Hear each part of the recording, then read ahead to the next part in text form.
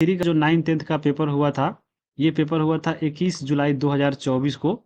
तो उसमें जो भी ज्योग्राफी के क्वेश्चन यहाँ पे 48 क्वेश्चन पूछे गए थे, तो इन सभी क्वेश्चनों को हम लोग यहाँ पे प्रूफ के साथ देखेंगे कि ये क्वेश्चन कहाँ से पूछा जा रहा है। अब ये सब वीडियो देख लेते हैं तो खुद अगर आप जो भी एग्जाम देने जा रहे हैं, चाहे टीआरई 4 हो, चाहे भविष्य में आगे टीआरई 5 हो, तो यहाँ पे ये सब देखने के बाद आपको ये चीज़ पता चल जाएगा कि हाँ, हमको क्या पढ़ना है ताकि आपका सिलेक्शन जो है हो जाए। तो उसी को हम लोग यहाँ पे देखेंगे। तो चलिए वीडियो को शुरू करते हैं। उससे पहले जो हम बता दें कि आपका इस सीरीज़ में पहला जो वीडियो आया था 6 to 8 का आया था ज्योग्राफी का, और उसमें भी हम लोग 48 क्वेश्चन को देखे थे और वो वीडियो बहुत आप लोग का रिस्पॉन्स अच्छा था। और वहाँ पे बहुत सारे लोग जो है अन्य सब्जेक्ट का, जैसे ज्योग्राफी का हो तो वीडियो हो रहा है, पॉलिटी का सा हो गया, आपका हिस्ट्री का हो गया, या पीआईटी का बाकी है अभी। तो कोशिश है कि आगे जल्दी-जल्दी इसको कवर करा दिया जाए। तो आज हम चलिए शुरू करते हैं ये दूसरा वीडियो को, जिसमें हम लोग 9th-10th के ज्योग्राफी का जो क्वेश्चन पूछा गया था, उसको यहाँ पे हम लोग देखेंगे। तो यहाँ पे देख सकते हैं एक बार, ये ज्योग्राफी का जो वेटेज होता है बीपीएससी टीचर एग्जाम में बहुत इंपॉर्टेंट है। अगर आप 1 to 5 का भी एग्जाम दे रहे हैं तो 27 क्वेश्चन बहुत इंपॉर्टेंट है। आपको 120 नंबर में ये 27 नंबर अगर पूछ रहा है आपका केवल ज्योग्राफी से, एक सब्जेक्ट से, तो बहुत अच्छा है। और यहाँ पे ज्योग्राफी से ज़्यादा क्वेश्चन पूछता है टीआरई में, तो इसको बहुत अच्छे से आप लोग पढ़ना है। तो इसको हम लोग नहीं होगा तो 2-3 दिन में या कल परसों में ही इसका वीडियो भी आ जाएगा। 6 to 8 का हो चुका है, 19 जुलाई को जो पेपर हुआ था, 2 दिन वीडियो आपका हो गया अपलोड किए हुए, बहुत अच्छा इस पर रिस्पॉन्स रहा है इसका। और आज का जो क्लास है ये आपका 9th-10th का जो 48 क्वेश्चन जो 21 जुलाई को पेपर हुआ था, इसको हम लोग यहाँ पे कवर करेंगे। तो चलिए वीडियो को हम लोग यहाँ पे शुरू करते हैं एक एक करके। आगे हम लोग यहाँ पे जैसे देखिए ये जो है क्वेश्चन पूछा गया था, चलिए इसको देखते हैं। तो सबसे पहले यहाँ पे आपको मालूम होगा जो 40 नंबर जीएस पेपर का जो सबके लिए कॉमन रहता है, अब कोई भी सब्जेक्ट चाहे उर्दू, फारसी, आप इंग्लिश कुछ भी लीजिए, तो उसमें 40 नंबर जीएस के लिए अलग पेपर होता है जो सबके लिए कॉमन रहता है। तो इसमें जो 8 नंबर का क्वेश्चन, 8 नंबर जो रहता है, इसमें जो है ज्योग्राफी से क्वेश्चन रहता है, वो सबके लिए पढ़ना है। तो ज्योग्राफी के लिए ये जो 8 नंबर है यानी सबके लिए, उसके लिए भी इंपॉर्टेंट है। तो सबसे पहले हम लोग ये 8 क्वेश्चन को देखेंगे, उसके बाद हम लोग ज्योग्राफी 1, फिर ज्योग्राफी 2, करते करते ज्योग्राफी 40 जो नंबर का क्वेश्चन है जो आपके सब्जेक्ट में पूछता है उसको कवर करेंगे। तो सबसे पहला सवाल यहाँ पे दिख रहा होगा, 55 नंबर से ये शुरू हो रहा है। तो आप ये रखिएगा कि 55 नंबर ये क्वेश्चन है, यानी आपको जो 40 नंबर जो जीएस पेपर होता है उसमें जो 8 नंबर है उसको देख रहे हैं हम लोग। तो पहला क्वेश्चन पूछा गया था कि गंगा जो है डेल्टा के सदाबहार वन क्षेत्र को क्या कहते हैं। तो ये क्वेश्चन जो है सबको आंसर बहुत किसी को मालूम होगा। जो आपको सदाबहार वन होता है उसे सुंदरबन डेल्टा हम लोग फेमस होगा, गंगा ब्रह्मपुत्र नदी के द्वारा जो है सुंदरबन डेल्टा बनाया जाता है। तो ये आप सबको ही जानते होंगे, तो इसका आंसर हो जाएगा ऑप्शन नंबर ए। लेकिन ये क्वेश्चन पूछा गया है कहाँ से, और बाकी चीज़ पे हम बात करेंगे। जैसे देखिए एक ऑप्शन पढ़ रहे होंगे यहाँ पे सुंदरगढ़। ये सुंदरगढ़ क्या है, जब सुंदरगढ़ पढ़िएगा आप एनसीईआरटी, तो उसमें भी ये चर्चा है कि ये सुंदरगढ़ क्या है। तो सुंदरगढ़ यहाँ पे देखिए एक आपको मिल रहा होगा सुंदरगढ़। ये जो सुंदरगढ़ है वह लौह अयस्क के खनिज जो है, यहाँ पे अयस्क पाया जाता है सुंदरगढ़ में। और सुंदरगढ़ जो है देख लीजिए यहाँ पे देखिए आपको ये जो है यहाँ पे है उड़ीसा में जो है लौह अयस्क सुंदरगढ़, देखिए ये जो है उड़ीसा में पाया जाता है सुंदरगढ़। तो देख रहे हैं आपका ऑप्शन जो भी है ये भी आपका एनसीईआरटी से ही रख रहा है। तो ये आपका ये भी याद रखिएगा, मान लीजिए भविष्य में पूछ ले कि हाँ सुंदरगढ़ कहाँ है और किसके लिए फेमस है, तो लौह अयस्क के लिए जो है ये फेमस है, उड़ीसा में पड़ता है। और सुंदरगढ़ में बहुत सारा क्वेश्चन है, जैसे देखिए ये जो है बादाम पहाड़, ये क्वेश्चन पूछ चुका है आपके टीआरई में, ये भी आपको याद रखना है। बहुत सारा क्वेश्चन आपको देखने को मिलेगा यहाँ पे, तो ये चीज़ याद रखिएगा। अब हम देखते हैं कि ये क्वेश्चन पूछा गया था कहाँ से। देखिए जब आप पढ़िएगा 9th क्लास का एनसीईआरटी, तो यहाँ पे देखिए लिखा गया है कि यहाँ से देखिए जब गंगा नदी के बाद जब पढ़िएगा आपका जो तीसरा चैप्टर है अपवाह का, तो उसमें लिखा गया है, देखिए गंगा एवं ब्रह्मपुत्र नदी के जल वाली यह बृहद नदी बंगाल की खाड़ी में मिल जाती है। इन नदियों के द्वारा बनाए गए डेल्टा को सुंदरबन डेल्टा कहते हैं। और ये जो सुंदरबन डेल्टा यही पूछा गया था, गंगा और ब्रह्मपुत्र नदी के द्वारा ये बनाया जाता है। और सुंदरबन डेल्टा का जो नाम है वहाँ पाए जाने वाले सुंदरी पादप से लिया गया है। यानी आपको याद रखिएगा कि सुंदरबन जो डेल्टा पाया जाता है वहाँ पे सुंदरी नामक वृक्ष होता है। और ये जो क्वेश्चन है आपको इसी टीआरई 3 में जो हम लोग पढ़ रहे हैं 9th-10th का ज्योग्राफी, इसी में आगे देखने को मिलेगा आपको। ज्योग्राफी का जो 25 नंबर सब्जेक्ट में क्वेश्चन है तो ये भी पूछा गया है। यानी आपको बात समझ लीजिए, यहाँ पे इतना दूर से जो है आपका 2 क्वेश्चन पूछा है, और वो भी एक शिफ्ट में 9th-10th में। आगे 25 नंबर क्वेश्चन देखने को मिलेगा आपको, इसी में है वो, आगे भी हम लोग कवर करेंगे। वहां पे पूछा गया है कि सुंदरी पादप जो वृक्ष है वो कहाँ मिलता है, तो उसको भी हम लोग यहाँ पे देख लेंगे एक बार। चलिए नीचे हम लोग देखेंगे। तो ये क्वेश्चन का आंसर आप देख लिए। अब हम आगे देखेंगे 56 नंबर क्वेश्चन। देखिए 56 नंबर क्वेश्चन पूछा था कि बिहार की कौन सी नदी अपना मार्ग परिवर्तित करने के लिए जानी जाती है। तो वो आप सबको मालूम होगा, कोसी नदी, ये फेमस है और बहुत सारा क्वेश्चन एग्जाम में पूछ चुका है, तो आप जरूर बना लिए होंगे। लेकिन ये पूछा गया है कहाँ से, चलिए इसको देखते हैं। देखिए 11th का जो एनसीईआरटी पढ़िएगा तो वहाँ पे पेज नंबर 20 है। अब देखिए यहाँ पे पिछला जो वीडियो डाले थे तो वहाँ पे आप लोग कमेंट आ रहा था कि पेज नंबर नहीं मिल रहा है। तो देखिए आपका जो एनसीईआरटी आता है वो ओल्ड आता है और साथ में न्यू भी आता है। और साथ में अगर मान लीजिए मेरे पास अगर ओल्ड है तो आपको न्यू बुक में जो है अलग मिलेगा। अगर मान लीजिए अगर हम यहीं को जो है एप्लीकेशन से डाउनलोड करके पढ़ते हैं तो ये जो 20 नंबर है इसके आगे पीछे 21-22 से मिल सकता है, लेकिन उसी के आसपास होगा। तो ये नहीं सोचिएगा कि हम, मेरे पास जो बुक है वहाँ पे 20 नंबर पे दिया हुआ है। अगर आप मान लीजिए अगर अब आप ओल्ड आपके पास है तो आपको 20 नंबर पेज मिल जाएगा, वहाँ पे देख लीजिएगा। और नहीं तो अगर मान लीजिए आपके पास अगर न्यू भी है तो वहाँ पे एक पेज जैसे 20 है तो वहाँ पे 21 हो सकता है, 22 हो सकता है, लेकिन उसी में होगा, उसी चैप्टर में होगा। जैसे देखिए 11th का जो एनसीईआरटी चैप्टर है वहाँ पे भी तीसरा चैप्टर है, अपवाह नाम से चैप्टर है, तो अपवाह में खोजिएगा तो ये मिल जाएगा। भले जो 20 नंबर आपका है वहाँ पे 21 हो सकता है या 22 हो सकता है, लेकिन ओल्ड वाला में ये 20 ही मिलेगा।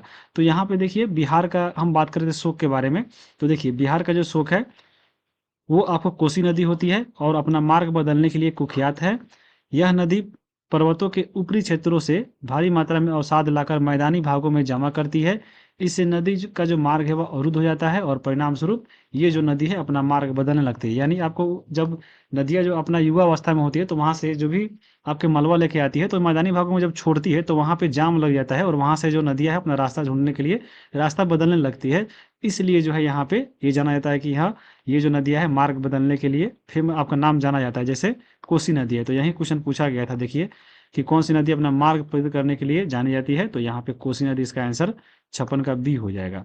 अब हम आगे देखेंगे, यहाँ पे देखिए 57 नंबर क्वेश्चन है कि वृक्ष की जड़ों को मृदा से पानी कैसे मिलता है। तो ये जो क्वेश्चन है आपको साइंस में जब पढ़िएगा तो वहां पे मिलेगा। तो यहाँ पे वृक्ष की जड़ से, वृक्ष की जो जड़ होता है वो मिट्टी से पानी जो लेता है वो केशिका जल के द्वारा लेता है। अगर यही बायोलॉजी पढ़ते तो आप पढ़े होंगे जाइलम ऊतक, तो जाइलम के द्वारा भी जो है पौधे जो है आपको मिट्टी से जल प्राप्त करते हैं। यहाँ पे लेकिन केशिका, जैसे देखिएगा पढ़ते होंगे केशिकत्व का नियम, जैसे जो लालटेन का जो बत्ती होता है वो मिट्टी जो आपका तेल खींचता है उससे हो सकता है, या आपको जो केशिका जो होता है मिट्टी से जो पौधा जो पानी खींचता है तो ये सब उसी के आधारित पे काम करता है। तो आप अगर वहाँ भी पढ़े होंगे तो थोड़ा दिमाग लगाइए तो ये मिल जाएगा। लेकिन यही अगर आप एनसीईआरटी और एससीईआरटी बुक में खोजिएगा तो ये नहीं मिलेगा। तो यहाँ पे आपको 57 का लेकिन ऑप्शन नंबर सी हो जाएगा, ये याद रखिएगा। ये एनसीईआरटी एससीईआरटी से नहीं है। थोड़ा मोड़ा सवाल आपको इधर से पूछता है लेकिन वो सबके लिए रहता है, और आपको वो भी बता देंगे कि यहाँ कौन सा बुक अगर पढ़िएगा तो वो भी क्वेश्चन आपका बन जाएगा। जैसे देखिए 58 नंबर क्वेश्चन है। 58 नंबर आपका जो क्वेश्चन है ये कभी आपको भी एनसीईआरटी और एससीईआरटी खोज लीजिए, नहीं मिलेगा। तो यहाँ पे क्वेश्चन पूछा था कि विषुवतीय व्यास ध्रुवीय व्यास से कितना अधिक है। तो यहाँ पे आपको मालूम होगा विषुवतीय व्यास यानी आपका जो मान लीजिए पृथ्वी है, एक मिनट आपको हम अच्छे से बना देते हैं। जैसे देखिए मान लीजिए पृथ्वी है तो ये आपका जो होता है विषुवत रेखा बीचों बीच होता है। तो ये जो विषुवत रेखा होता है ये आपका पूरा वृत्त है, तो ये आपका विषुवत एक व्यास हो गया जिसको विषुवत व्यास। और साथ में यहाँ पे ध्रुवीय व्यास, ध्रुवीय व्यास मतलब ये वाला यानी ऊपर से नीचे यानी उत्तरी ध्रुव से दक्षिणी ध्रुव को मिलाने वाला। तो ये आपको पूछ रहा है कि ये जो आपका विषुवतीय व्यास है ये ध्रुवीय व्यास से कितना ज्यादा है। यानी आपका अगर मान लीजिए इसका दूरी मालूम है और इसका दूरी मालूम है तो ये दोनों को जब घटाइएगा तो आंसर मालूम हो जाएगा। तो ये भी आपका क्वेश्चन जो है एनसीईआरटी एससीईआरटी में नहीं मिलेगा। और यहाँ पे देखिए ये मिलेगा कहाँ पे, तो मान लीजिए आपके पास अगर लुसेंट का बुक है तो लुसेंट का बुक पढ़िएगा ज्योग्राफी का, तो वहाँ पे लिखा हुआ है कि देखिए इसका विषुवतीय व्यास यानी पृथ्वी की बात हो रहा है, तो पृथ्वी का जो आपका विषुवतीय व्यास है वह 12,756 किलोमीटर है, जबकि जो ध्रुवीय व्यास है 12,714 किलोमीटर है। जब इसको घटाइएगा तो यहाँ पे 6 में देखिए 6 में से 4 गया 2 और साथ में 5 में से 1 गया 4, यानी 42 किलोमीटर जो है इसका आंसर होगा। जो ऑप्शन में यहाँ पे 43 के लगभग है तो इसका जो आंसर है वो 43 माना जाएगा और 58 का बी आंसर होगा। तो यहाँ पे ये जो क्वेश्चन है वो लुसेंट से, देखिएगा लुसेंट से बहुत क्वेश्चन इस बार लड़ा है। मान लीजिए जो भी क्वेश्चन अगर हम देख ले, जो भी क्वेश्चन आपको एनसीईआरटी और एससीईआरटी से नहीं है वो जो क्वेश्चन है लुसेंट से पूछा है। अब हम यहाँ पे आपको बोल नहीं रहे हैं कि लुसेंट ही पढ़िए, अगर आपके पास है लुसेंट हम इसलिए यहाँ पे इसको कवर किए हैं ताकि लुसेंट जो है सबके पास रहता है। दूसरा बुक हम नाम बता दिए, मान लीजिए आपको नहीं मिला तो यहाँ पे एनसीईआरटी और साथ में एससीईआरटी आपको तो पढ़ना ही है, लेकिन इसके अलावा आपके पास अगर कोई भी एक बुक है जनरल बुक, चाहे वो लुसेंट हो चाहे क्राउन हो चाहे आपका महेश बर्नवाल हो चाहे घटना चक्र हो, कोई भी आपके पास है तो एक ही बुक आपको पढ़ना है। जैसे लुसेंट हम इसलिए किए हैं कि लुसेंट सबके पास रहता है, अवेलेबल रहता है, सभी जगह मिल जाता है। तो इसलिए हमको लुसेंट ही आपको जो भी क्वेश्चन मान लीजिए एनसीईआरटी एससीईआरटी से नहीं है, उसको हम लोग यहाँ पे लुसेंट से कवर करेंगे, ताकि आपके पास बता दें कि हाँ यहाँ से भी क्वेश्चन पूछ रहा है, तो इससे को भी पढ़ लीजिएगा। एनसीईआरटी एससीईआरटी के अलावा जैसे ये क्वेश्चन था 58 नंबर, यहाँ पे 43 का आंसर हो गया, और ये आपका लुसेंट से पूछा था। अब हम आगे चलेंगे, देखिए यहाँ पे 59 नंबर क्वेश्चन है, और ये क्वेश्चन जो है रिपीट हुआ है। बहुत सारा टीआरई 1-2 में पूछा हुआ है, और आपको टीआरई 3 के 6 to 8 पेपर में पूछा गया था। पूछा था कि किस रेखांश पर भारतीय मानक समय अपनाया जाता है। तो भारत का जो मानक समय रेखा है, ये आपका 82.5 डिग्री पूर्वी देशांतर को कहा जाता है। तो यहाँ पे देखिए 82.5 डिग्री ऑप्शन में देखिएगा तो इस टाइप से आपको यहाँ पे नहीं मिलेगा। तो यहाँ पे ये नहीं कि ऑप्शन नंबर ई होगा। यहाँ पे देखिए 82.5 डिग्री यानी 82 डिग्री और 30 मिनट अगर ऐसे लिखते हैं, तो यहाँ पे आपको 82 और साथ में 30 मिनट ऐसे लिखाएगा। लेकिन अगर 82.5 अगर ऐसे लिखते जैसे दिया हुआ है, जैसे देखिए यहाँ पे लिखा है 82.5 और 5 डिग्री लिखा है, तो 5 डिग्री यानी आपको 0.5 डिग्री यानी आधा डिग्री हुआ, यही आपका 82.5 डिग्री हुआ, जो आपके ऑप्शन नंबर ए में जाता है। तो यहाँ पे 59 का ऑप्शन नंबर ए हो जाएगा। और ये आपका देखिए होता क्या है, जैसे यहाँ पे देखिए ये जो जैसे यहाँ पे देखिए 82.5 डिग्री पूर्व देशांतर को मानक या में उत्तर रेखा कहते हैं। और ये जो है आपको यहाँ पे जैसे देखिए आपको पढ़े होंगे देशांतरीय विस्तार और अक्षांशीय विस्तार, तो यहाँ पे देशांतरीय जो विस्तार है 68 डिग्री 7 मिनट से 97 डिग्री यहाँ पे 25 मिनट है, ये वाला है। तो यहाँ से जैसे जाइएगा 68 69 70 71 ऐसे करते करते, तो यहाँ पे आपको पड़ेगा ये 82.5 डिग्री।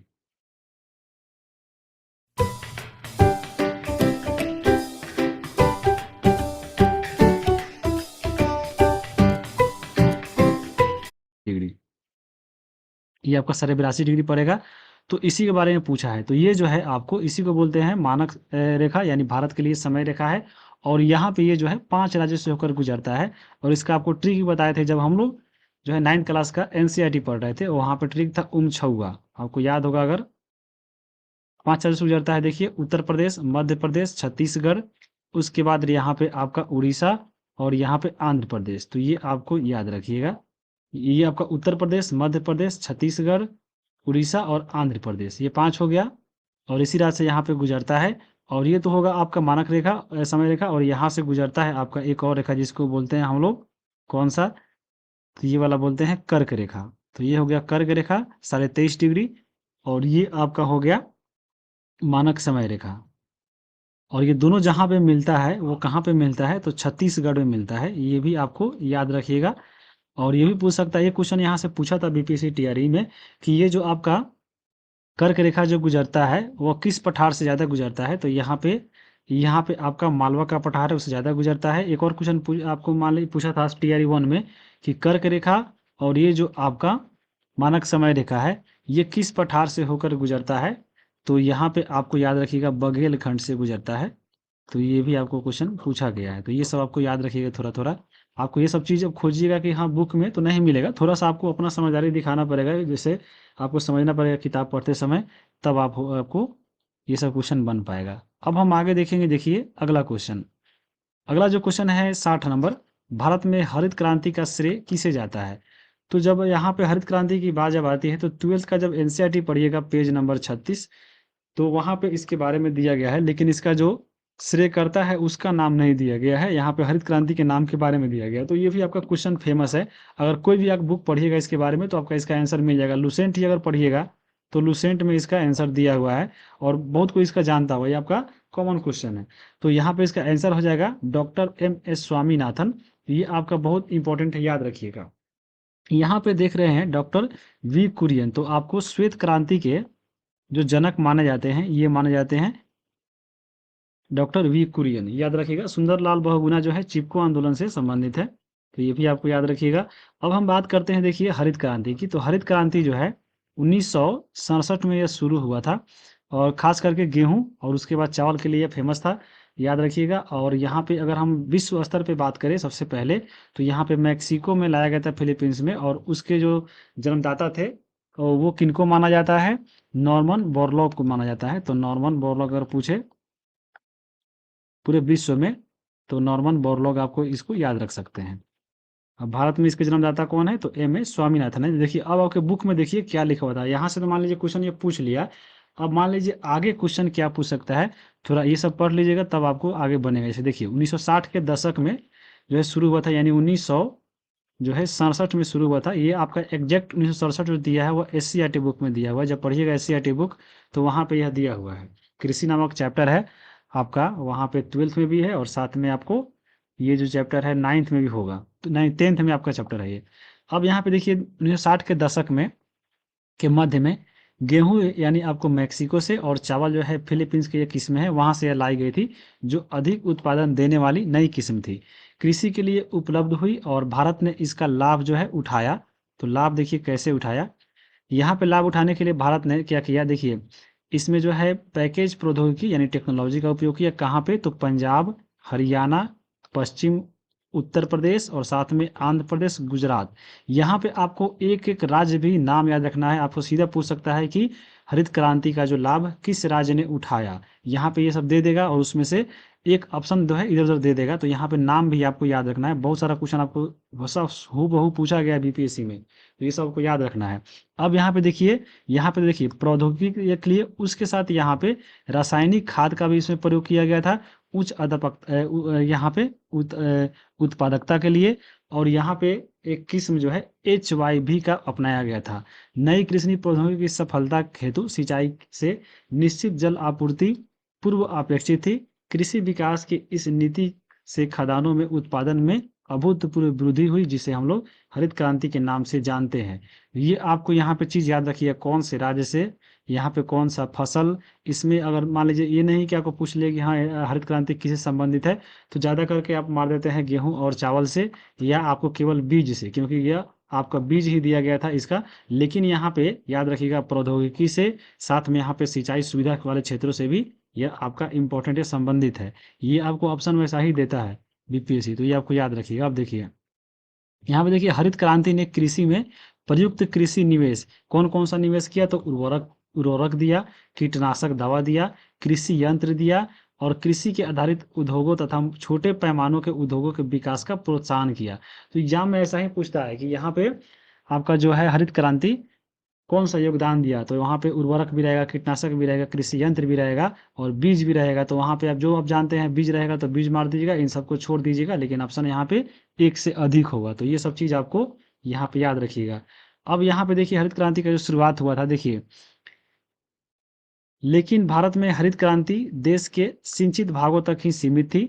फलस्वरूप कृषि विकास में प्रादेशिक असमानता थी। ऐसा 1970 के दशक के अंत तक रहा था। 1980 के आरंभ इसके पश्चात यह प्रौद्योगिकी जो है मध्य भारत और पूर्वी भारत भागों में यह फैली थी।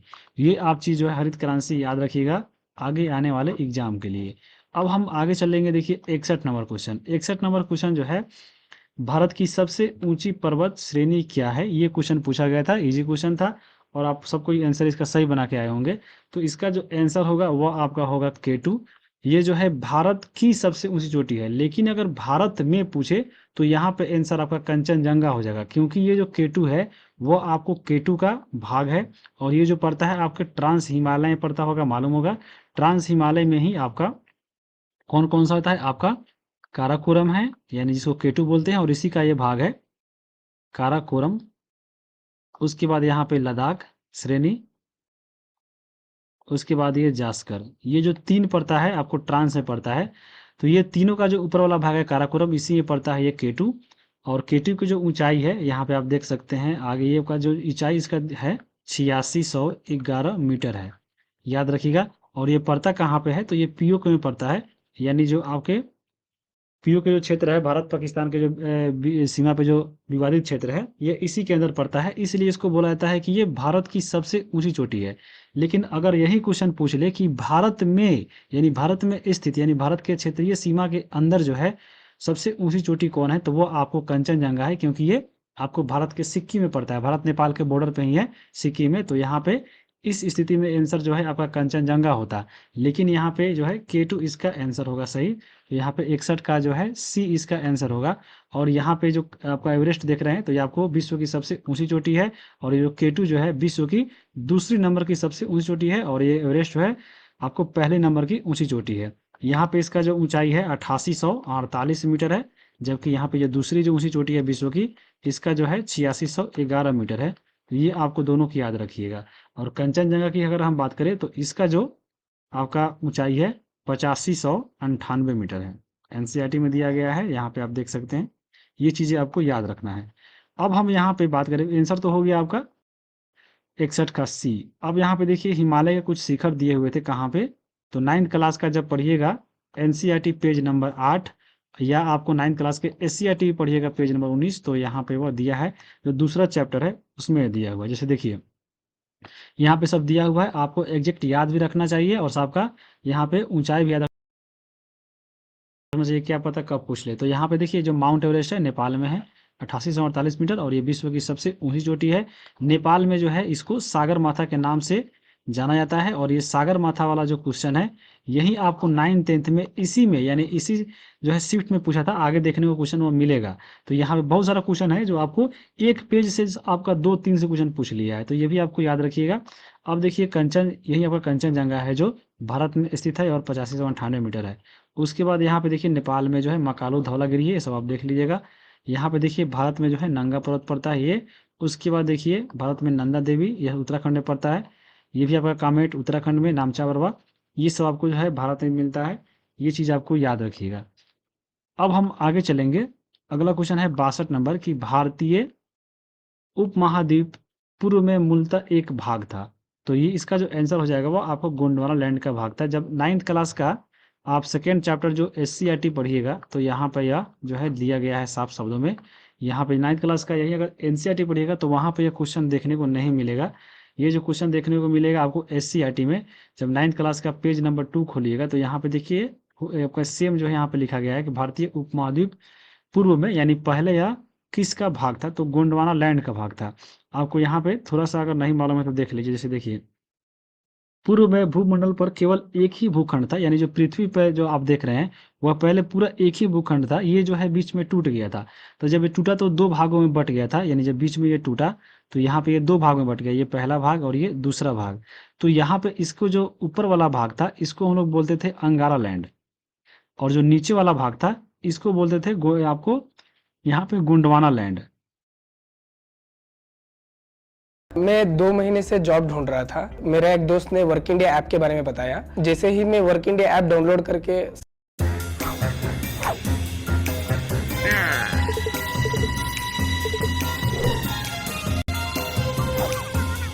गोंडवाना लैंड, तो यहाँ पे जो गोंडवाना लैंड है इसी में जो है इंडिया भाग था। जैसे यहाँ पे आपका था दक्षिणी अमेरिका, यहाँ पे आप देखते हैं अफ्रीका, ऑस्ट्रेलिया, और इसी का एक छोटा सा यहाँ पे भाग था आपको जिसका नाम था भारत। तो भारत जो है पहले यहीं पे था, ऑस्ट्रेलिया से सटा हुआ, यानी ऑस्ट्रेलिया का ही भाग था। तो धीरे धीरे ये आपको आने वाले समय में जैसे जैसे समय बीता गया ये जो है खिसकते खिसकते जो है आपको ये अंगारा लैंड में चला गया। और अभी आप देखते हैं कि यहाँ पे जो यूरेशिया प्लेट है यानी यूरोप और एशिया वाला, उससे जाकर ये इंडिया यहाँ पे टकरा गया था और यही भारत आपने देखने को मिलता है। तो यहाँ पे यही क्वेश्चन पूछता है कि पूर्व में, अभी तो भारत की अगर अभी वर्तमान स्थिति की बात करें तो भारत जो है अंगारा लैंड में है। आगे आने वाले मान लीजिए एग्जाम में अगर पूछ ले कि वर्तमान में भारत की स्थिति जो है कहाँ पे है, तो ये अंगारा लैंड में है, लेकिन पहले जो था वह गोंडवाना में था। तो यहाँ पे ये जो है यूरेशिया प्लेट से जाकर ये टकराया था।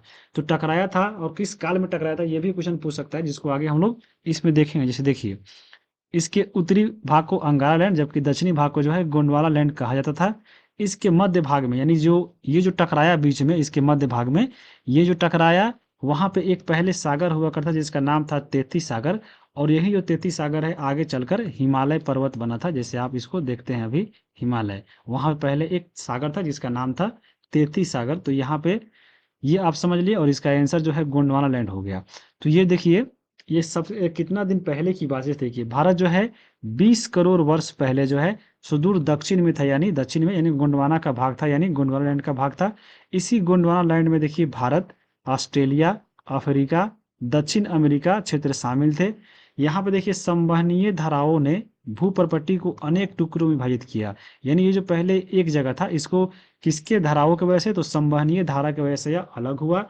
और यहाँ पे देखिए भारत जो है ऑस्ट्रेलिया भूमि से अलग होकर, अर्थात दक्षिण का पठार यह जो है उत्तर दिशा की ओर प्रवाह होने के कारण अपने से अधिक बड़े प्लेट यूरेशियन प्लेट से यहाँ पे यह टकराया था। याद रखिएगा भारत जो है ऑस्ट्रेलिया का भाग था और ये जो भारत का जो दक्षिण वाला जो भाग था, यानी आपको दक्कन का पठार, यहीं जाकर यूरेशियन प्लेट से टकराया था। अब ये जो टकराया था, यहाँ पे देखिए इसके बारे में लिखा गया है कि इस प्रकार लगभग 7 करोड़ वर्ष पूर्व जो है, यानी ओलिगोसिन कल्प युग में टकराया था। यानी आप जो देखे हैं, यानी आपका ये दोनों जो है, आपका अंगारा लैंड और गोंडवाना, ये जो टकराया था वह किस काल में टकराया था, तो याद रखिएगा ओलिगोसिन कल्प युग में टकराया था, 7 करोड़ वर्ष पूर्व। ये चीज़ आपको याद रखिएगा। और धीरे धीरे ये टकरा, जब यहाँ पे टकराया, भारत वाला जो भाग था ये वाला, याद रखिएगा ओलिगोसिन कल्प, ये बहुत इंपॉर्टेंट, याद रखिएगा। और यहीं पे जो 33 सागर था, 33 सागर यहाँ पे आपको ऊपर उठकर हिमालय पर्वत बना, और 33 भूसन्नति के अवसादी चट्टानों में वलन हुआ, और पश्चिमी एशिया के पर्वतीय श्रृंखला का विकास हुआ, यानी हिमालय का विकास हुआ। ये आप याद रखिएगा। अब आने वाले एग्जाम में बहुत सारा यहाँ से क्वेश्चन पूछ सकता है। मान लीजिए किस काल में टकराया, ये पूछ सकता है। भारत जो है किस क्षेत्र का भाग था, तो यहाँ पे पहले ऑस्ट्रेलिया भूमि से अलग हुआ, यानी ऑस्ट्रेलिया का भाग था। कितने वर्ष पहले टकराया, 7 करोड़ वर्ष पहले टकराया। और ये धीरे धीरे और जो है यहाँ पे उत्तर की ओर खिसक रहा है। देखिए प्लेटों की गति प्रति वर्ष आर्कटिक कटक के निकट 2.5 सेंटीमीटर और प्रशांत महासागर में 5 से 18 सेंटीमीटर है। यानी अभी भी जो है इंडिया का जो प्लेट जो ऊपर टकरा रहा है, टकराने गया यूरेशिया में, ये अभी भी धीरे धीरे खसक रहा है, यानी ये और भी ऊपर जाने का चांस है। ये चीज़ आपको यहाँ पे याद रखिएगा। आंसर आप देख लिए गोंडवाना लैंड, यहाँ पे इसका आंसर 62 का ए हो जाएगा। फिर यहाँ पे अब देखिए, अब ये 8 नंबर हम लोग क्वेश्चन यहाँ पे देख लिए। अब हम यहाँ पे जो सब्जेक्ट का वाला पेपर जो होता है 40 नंबर पूछता है जी, यहाँ पे जीवन से लेकर G40 तक, उसको हम लोग देखेंगे। तो पहला यहाँ पे क्वेश्चन दिया गया है कि पृथ्वी के स्थलीय भाग के कितने प्रतिशत भाग पर भारत का विस्तार है। यानी ये जो पृथ्वी है, पृथ्वी में जो यहाँ पे भारत जो बसा हुआ है, तो ये भारत का, ये जो भारत चैप्टर में जब पढ़िएगा आगे SCERT में कि भारत की मुख्य भूमि की जो तट रेखा है वह कितनी लंबी है, तो वो भी वहाँ पे देखने को मिलेगा। इसका जो आंसर हो जाएगा वह 6100 किलोमीटर हो जाएगा। लेकिन ये जो पॉइंट है आपको NCERT में देखने को नहीं मिलेगा। NCERT में दिया गया है आपको 7516, और वहाँ पे जो तट रेखा का जो दिया गया है उसमें तटीय और साथ में जो द्वीप है, द्वीप समूह, उसका जो तट है उसको मिलाकर जो है 7516 होता है। लेकिन यहाँ पे मुख्य भूमि की तट रेखा पूछा है, तो मुख्य भूमि की तट रेखा जो है 6100 किलोमीटर है, केवल भूमि वाला पूछा है। तो ये आपको याद रखिएगा। इसका जो है जी का, यानी आपका 2 नंबर का क्वेश्चन जो है ऑप्शन नंबर 1 होगा। अब चलिए इसको हम देख लेते हैं कि कहाँ से पूछा गया था ये दोनों क्वेश्चन। ये दोनों क्वेश्चन एकदम सटा हुआ है, एक ही पेज से जो है, एक ही पेज, एक ही पैराग्राफ से ये क्वेश्चन पूछा है। देखिए 9th क्लास का अगर आप NCERT का जो पेज नंबर 2 निकालते हैं, चाहे आप 9th क्लास का SCERT का पेज नंबर 3 निकालते हैं, तो यहाँ पर यह दिया गया है। सबसे पहले हम बात करते हैं NCERT का। देखिए भारत के भूभाग का कुल क्षेत्रफल जो है 32.8 लाख वर्ग किलोमीटर है, और भारत का जो क्षेत्रफल है विश्व के कुल क्षेत्रफल का 2.4%। यही क्वेश्चन जो है आपको एग्जाम में यहाँ पे पूछा था। भारत विश्व का जो है 7वां बड़ा देश है, और भारत की स्थल जो सीमा रेखा है, यानी पूरा स्थल जो सीमा रेखा है वो 15,200 किलोमीटर है, और समुद्र तट रेखा अंडमान निकोबार द्वीप समूह और लक्षद्वीप के समूह के साथ जो है 7516.6 किलोमीटर है। यही आपका ऑप्शन में दिया गया था, ये आपका 7516। लेकिन यहाँ पे देखिए समुद्री तट और साथ में यहाँ पे द्वीप समूह यानी अंडमान निकोबार और लक्षद्वीप को जोड़ कर ये 7516 दिया गया है, लेकिन 6100 नहीं दिया गया है। यहाँ पे आप ऑप्शन देख सकते हैं, देखिए नहीं दिया है। वहीं अगर आप पढ़िएगा 9th क्लास का जो है SCERT, तो वहाँ पे देखिए पेज नंबर 3 निकालिएगा, तो यहाँ पे देखिए आपको पढ़ना था भारत का स्थलीय सीमा रेखा। तो भारत का जो स्थलीय सीमा रेखा है वह जो है तटीय सीमा रेखा के दोगुना है। ये पॉइंट आपको याद रखिएगा। दोगुना कैसे है, तो यहाँ पे जो स्थलीय सीमा रेखा है अभी आप देखे हैं 15,200 किलोमीटर, और वहीं अगर आप यहाँ पे जो है तटीय सीमा रेखा पढ़िएगा, तो तटीय सीमा रेखा जो है आपको 7516 है। तो यहाँ पे देख लीजिए इसका लगभग 2 गुना है। तो यही आपका एक यहाँ पे पॉइंट पे आगे पूछ सकता है, 2 गुना है कि 3 गुना है कि क्या कितना है। तो ये आपको थोड़ा याद रखिएगा। कितना ज़्यादा है तो इसको घटाकर भी आप यहाँ पे निकाल सकते हैं। ये क्वेश्चन एग्जाम में मान लीजिए आगे पूछने वाला हो, तो ये चीज़ आपको याद रखिएगा। देखिए स्थल सीमा की जो कुल लंबाई है 15,200 किलोमीटर, ये NCERT में भी दिया गया था। और मुख्य भूमि की तटीय सीमा रेखा जो है 6100 किलोमीटर लंबी है, और यही जो क्वेश्चन है आगे आप देखे हैं 2 नंबर क्वेश्चन यह पूछा था। और यहाँ पे देखिए भारतीय द्वीपों की तटीय सीमा रेखा सम्मिलित करने पर, यानी आपको ये जो तटीय सीमा रेखा है अगर उसमें हम द्वीप समूह को भी शामिल कर दे तो 75,116.6 किलोमीटर यहाँ पे ये हो जाएगा। तो ये चीज़ें आपको यहाँ पे याद रखिएगा। और भारत जो है मोटे तौर पर त्रिभुजाकार है। आकृति पूछ सकता है कि भारत का आकृति कैसा है, तो त्रिभुजाकार है। उत्तर में चौड़ा है आपको मालूम है, दक्षिण में यह पतला होता गया है, लेकिन ये पतला जो होना शुरू किया है वह 22 डिग्री उत्तरी अक्षांश पे जो है, यानी जो कर्क रेखा भारत से गुजरता है यहाँ से 23 डिग्री 23.5 डिग्री, तो उसके नीचे से यहाँ पे ये जो है 22 डिग्री आपको अक्षांश से धीरे धीरे जो है ये पतला होते गया है। तो ये भी आपको याद रखिएगा। और सबसे अंतिम बिंदु यहाँ पे जाके पतला हो गया है नीलगिरी में। तो ये चीज़ आपको याद रखिएगा। अब हम आगे देखेंगे 3 नंबर क्वेश्चन। देखिए ये भी पूछा गया था, बहुत ईजी सवाल, कि इंदिरा पॉइंट की विशेषता क्या है। तो इंदिरा पॉइंट आपको मालूम होगा ये ग्रेट निकोबार में पड़ता है। ये भारत की सबसे दक्षिणी बिंदु है, यहीं पे जो है आपको इंदिरा पॉइंट है। अब यहाँ पे इसके बारे में पूछा गया था कि वर्तमान समय में यह दृष्टिगत नहीं है क्या, यह आपको वर्तमान में दिखता नहीं है ग्रेट निकोबार द्वीप समूह में से। तो ये आपका बिल्कुल सही है। यह भारत का सबसे दक्षिणी बिंदु है, तो ये भी सही है। मान लीजिए अगर आपका ये दृष्टिगत ये भी अगर मालूम अगर आपको नहीं रहता तो ये भी आपको बी और सी आपको अगर मालूम होता तो ऑप्शन नंबर यहाँ पे डी हो जाता। लेकिन यहाँ पे जो वर्तमान समय में अगर देखा जाए तो यह दृष्टिगत नहीं है, यानी आपको यह नहीं दिखेगा, क्योंकि 2004 में जब यहाँ पे सुनामी आया था, भूकंप यहाँ पे, तो ये जो आपका इंदिरा पॉइंट था ये डूब गया था। तो वहीं आपको ये पूछा गया था, यानी इसमें तीनों सही है। और ये पॉइंट आप देख लीजिए यहाँ पे दिया गया है कि भारतीय संघ राज्य का सबसे दक्षिणी बिंदु, यहाँ पे दक्षिणी बिंदु इंदिरा पॉइंट, जो इंदिरा बिंदु है, देखिए इंदिरा पॉइंट है, दक्षिणी बिंदु यहाँ पे मिल गया। सन 2004 में सुनामी लहरों के कारण यह समुद्र में जलमग्न हो गया, और जल में जब अंदर चला गया तो नहीं दिखेगा, यानी दृष्टिगत नहीं रहेगा। और यह निकोबार द्वीप में है, यहाँ पे देख लीजिए। तो ये चीज़ आप यहाँ पे देख लिए। और ये जो आपका क्वेश्चन पूछा था 9th क्लास का, जो एनसीईआरटी का जो पेज नंबर 2 है, यानी आपका जो पहला ही चैप्टर है आकार और स्थिति, तो उसी में यह दिया गया था। पहला ही जो पेज है, पहला ही पेज, जैसे बुक खोलिएगा पहला पेज आएगा, ये आपको देखने को मिल जाएगा। और ऊपर आप इसी में देखें जो पहला पेज का आकार और स्थिति, यहाँ से 3 क्वेश्चन देखिए। यहाँ पे हम लोग ऊपर जो है अभी आप हम लोग देख लिए 8 3 11 क्वेश्चन। तो 11 क्वेश्चन में जो है 3 क्वेश्चन जो है अभी आप केवल एनसीईआरटी के 9th क्लास का पहला पेज से 3 क्वेश्चन देख लिए। अगर आप उतना ही पढ़े गए होते 3 क्वेश्चन आपको यहाँ पे आसानी से बन जाता। अब देखिए 4 नंबर क्वेश्चन यहाँ पे पूछा गया है कि गारो, खासी और जयंतिया की पहाड़ियाँ निम्नलिखित में से किस राज्य में है। तो ये मेघालय में, और सब कोई जानते होंगे। यहाँ से जो है इसी से रिलेटेड आपका क्वेश्चन पूछा था 6 to 8 में, अगर आप देखे होंगे तो वहाँ पे आपको था पूछा था कि यहाँ पे इनमें से कौन सी जो है आपको पूर्वांचल की पहाड़ियाँ है। और ऑप्शन दिया था गारो, खासी, जयंतिया। तो यहाँ पे इनमें से ऑप्शन कोई नहीं हुआ था, क्योंकि ये जो आपका पहाड़ियाँ है ये आपको प्रायद्वीपीय पठार का ही ये भाग है। प्रायद्वीपीय पठार का जो आपका विस्तार है उत्तर पूर्वी क्षेत्रों तक, उसका ही यहाँ पे ये विस्तार है। और उसके बारे में आगे हम यहाँ पे चलिए इसको देख लेते हैं। जैसे हम बता दें आपको थोड़ा सा, जैसे ये आपका प्रायद्वीपीय पठार है, दक्कन का पठार है इधर, या प्रायद्वीपीय पठार यहाँ तक फैला हुआ है। तो ये इसी का पार्ट है यहाँ पे आपको गारो, खासी, जयंतिया।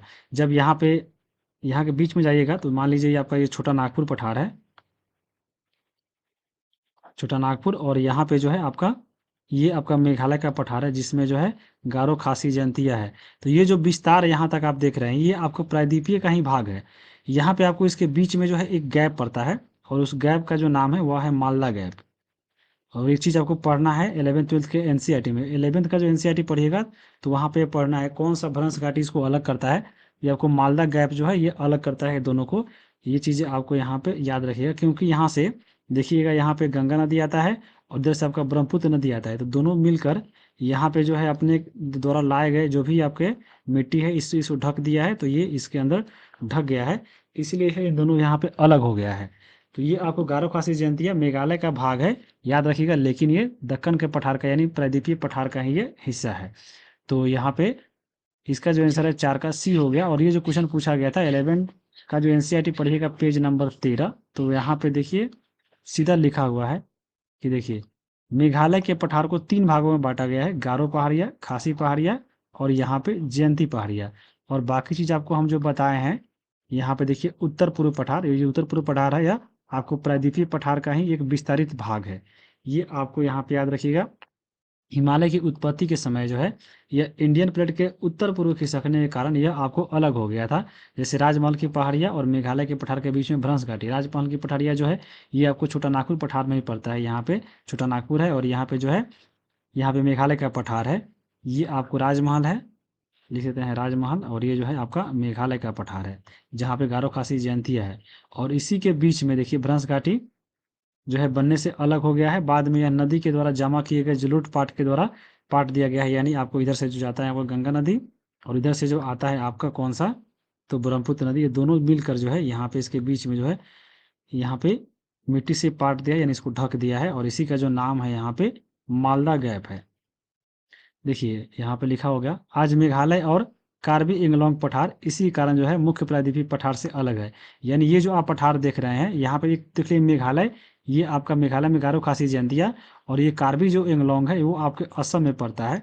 तो असम में आपको कार्बी एंगलोंग, और यहाँ पे जो है मेघालय में गारो खासी जयंतिया, ये जो दोनों पठार है प्रायद्वीपीय पठार का ही भाग है।